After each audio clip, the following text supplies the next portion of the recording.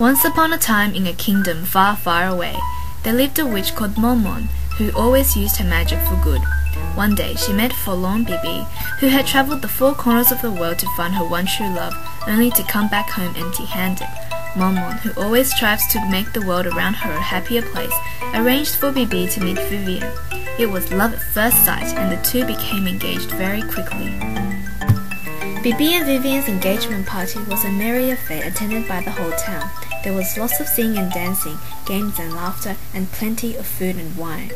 Unfortunately, the wine flowed too much for Monmon, who was so wasted that she had to be escorted home by the good-hearted boy. On the way home, her mind impaired by alcohol, Monmon began chanting a spell.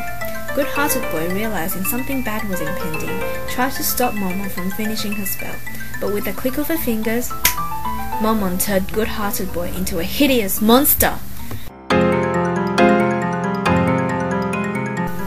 The next morning, Monmon had no recollection of the events that transpired the night before, and stayed in bed to nurse her splitting headache. Consequently, she had no idea of the havoc her spell wreaked on the townspeople. Waking up the next morning, lovers across town found themselves no longer in love. You could say love became extinct. The whole town descended into debauchery and promiscuity. The princess sent her Prince Charming packing. Bibi left Vvn to shack up with the Scarlet Woman. Once wholesome boys became freakishly seedy or whoring Casanovas. Some people just became a little weird. The monster, once good-hearted boy, ran around town trying to warn everyone of Monmon's spell.